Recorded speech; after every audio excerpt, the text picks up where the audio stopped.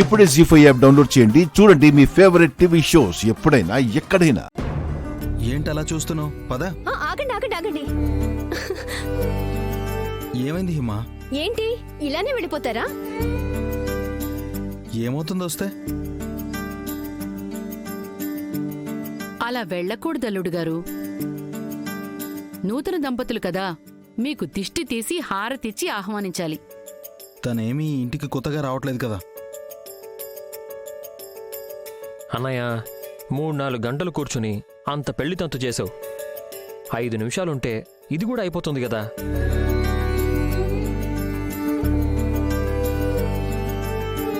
బావగారు మా అక్కతో పెళ్ళైందన్న ఆనందంలో బాగా తొందరపడుతున్నారు. శివా, హిమా వెళ్ళి ఆ ఏర్పాట్లేవో చూడమ్మా. సరే డాడీ. హిమా నేను వస్తాను.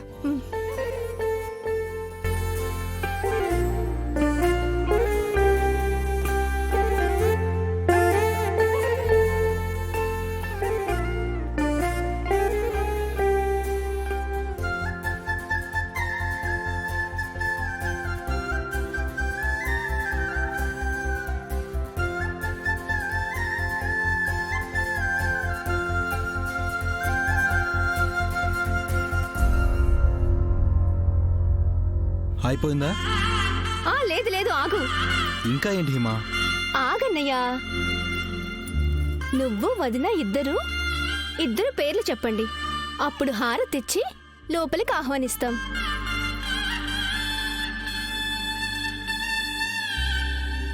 లేడీస్ ఫస్ట్ కాబట్టి వదిన నువ్వు చెప్పు.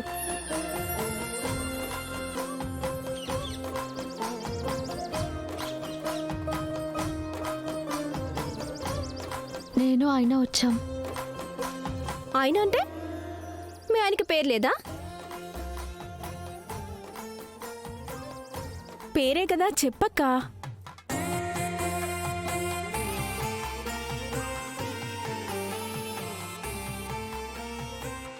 నేను నా భర్త రాధా గారు వచ్చాం.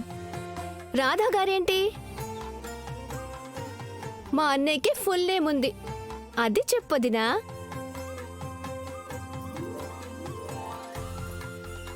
నేను నా భర్త రాధా గోవింద్ వచ్చాం.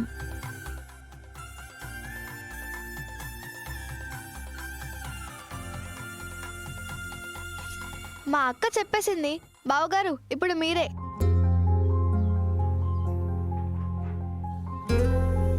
ఇలాంటివి నాకు నచ్చవు. పెళ్ళంటే కూడా నీకు నచ్చదు కదరా. ఆ పెళ్ళి చేసుకున్న తర్వాత ఈ ఆనవాయితీలన్నీ పాటించాలి. పేరే కదన్నయ్య, చెప్పు.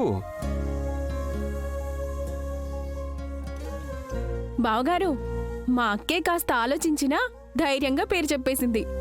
మీరేంటి మా అక్క పేరు చెప్పడానికి అంతలా సిగ్గుపడుతున్నారు? అల్లుడు గారు చెప్పండి.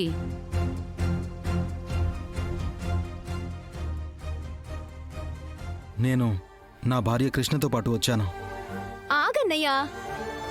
కృష్ణకి పూర్తి పేరుంది కదా, పూర్తి పేరు చెప్పు. నేను నా భార్య కృష్ణప్రియతో పాటు వచ్చాను.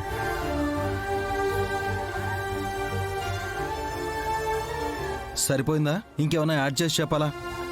సరిపోయిందన్నయ్యా. ఒక్క నిమిషం ఉండు. మళ్ళీ ఏంటి హిమా? హారతి ఇవ్వాలన్నయ్యా, ఒక్క నిమిషం.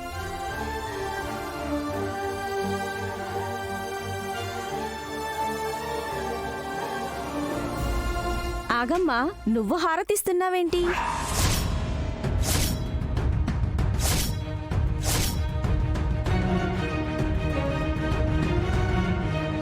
ఏంటి ఆడపడుచుగా నేను హారతి ఇవ్వచ్చు కదండి. ఇవ్వచ్చమ్మా, నువ్వు హారతివ్వు. రానమ్మా, ఆ పిల్లకి నిన్నగాక మొన్నే కదా పురిట్లో బిడ్డ చనిపోయింది. అలాంటి పిల్ల నవదంపతులకు హారతివ్వడం మంచిది కాదేమో.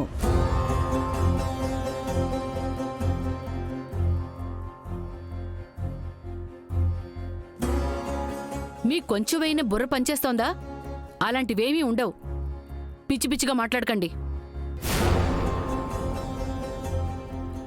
ఎందుకు మాట్లాడకుండా ఉంటారు? మీరిలా మమ్మల్ని అవమానించాలనే కదా కోరుకునేది. అసలు వాళ్ళలా మాట్లాడడానికి కారణం ఎవరు?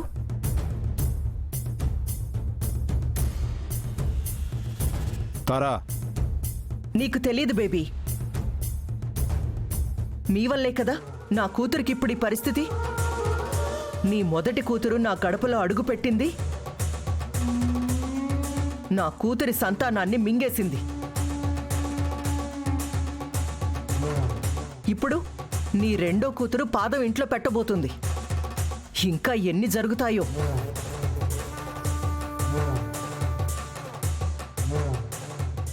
ఇంకా ఎంతమంది చేత మేం మాటలు పడాలో. వాళ్ళేదో తెలిసి తెలియకుండా మాట్లాడితే మీరా మాటలు పట్టుకుని ఇలా అనడం ఏమీ బాగోలే తారగారు. ఏమ్మా, తన బిడ్డని పోగొట్టుకోవడం తన దురదృష్టమే కాని అదేమీ మహాపాపం కాదు. తనకి ఇంకో బిడ్డని కనే అవకాశం ఉంది కదా.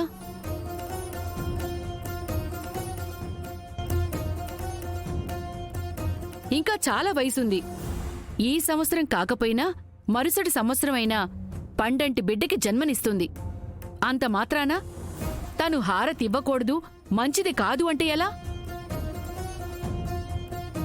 ముత్తైదువులంటే మంచి మనసుతో ఆశీర్వదిస్తారని, మంచి ఆలోచనలతో ఉంటారని పిలుస్తాం కానీ మీకు మంచేదో చెడేదో తెలియకుండా ఉందే. ఆ అమ్మతనం కలగకుండా ఉండడం వేరు, ఆ అమ్మతనం పొరపాటున చేయిజారిపోవడం వేరు. ఆ రెండింటికి తేడా తెలియకుండా మాట్లాడకండి.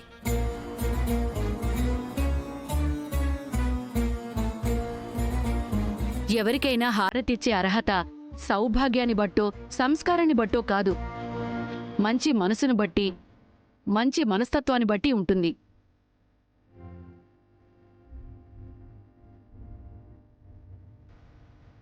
అనుకోకుండా జరిగిన ప్రమాదంతో తను నష్టపోయిందే కాని తను నష్టజాతకురాలు కాదు.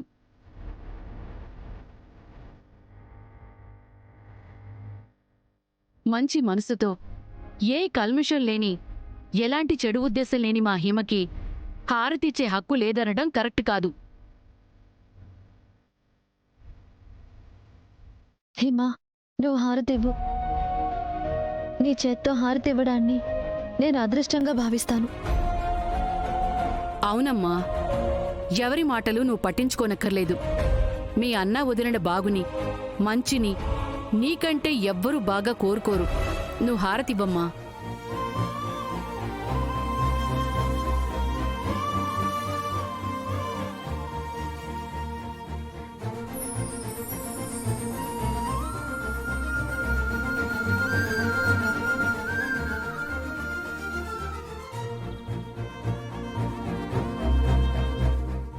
జీ5 యాప్ డౌన్లోడ్ చేసి అన్ని ఎపిసోడ్స్ పూర్తి ఉచితంగా చూడండి.